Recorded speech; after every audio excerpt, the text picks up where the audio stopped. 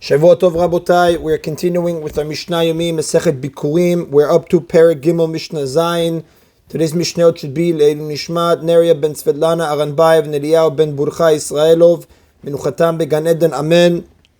Today's Mishnah is going to discuss another law that concerns the reading of the Bikkurim passage. The Mishnah begins, Barishona, Kol Mi Sheodea Likrot Koreh. Originally, anyone who knew how to read would read the passage on his own.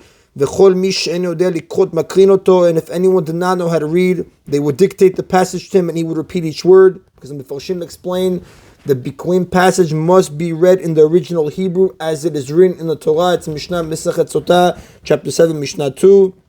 And the Rambam writes in his commentary that in the beginning of the Second Temple period, many of the Jews who had returned from the Babylonian exile could not read Hebrew. Therefore, the Mishnah says, anyone who did not know how to read, they would dictate the passage to him and he would repeat each word. However, the Mishnah writes that in the course of time, people who could not read stopped bringing Bikkurim because they were embarrassed to have it known that they were unable to read the passage. To prevent this, the sages decreed that the passage would be dictated both to those who know how to read and to those who do not know how to read. Since everyone was treated alike, there was no cause for embarrassment. And that is in Rabotai of Mishnah Zayin. Mishnah Chet now discusses, we know Bikkurim must be brought to Yerushalayim and given to a Kohen in a basket or other vessel, as it's written in the Torah in Sefer Dvarim, chapter 26, Pasuk 2, you shall put them in a basket. And this is how the Rambam writes in his Hilchot Bikkurim, chapter 3, Halachot 7 and 8. The Mishnah discusses the type of baskets that were used and what was done with them.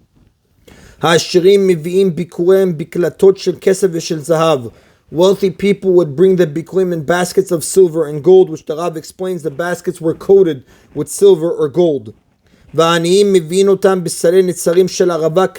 poor people would bring them in baskets of peeled willow branches. The Rav explains, the Tzvat Yisrael, explains, because the branches look more beautiful without their bark. And in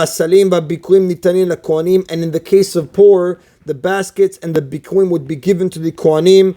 Only the wooden baskets which were brought by poor people were kept by the Kohanim. The baskets plated with gold and silver were returned to their owners. The Rav quotes a Gemara, Masechet Baba Kama, page 92a, that from here we learned it's an example of the popular saying, Bata Aniya Azla Anyuta, poverty follows the poor, because the poor people don't have their baskets returned to them, whereas the rich do. But the Mefarshim explain, poor people who had only a small amount of Bikkurim, they would also give their baskets to the Kohanim, so the gift would be a substantial amount. And that is the Rabotai of today's Mishnah Yomi. Everybody should have a Shavua Tov. Baruch Adonai Le'olam. Amen v'amen.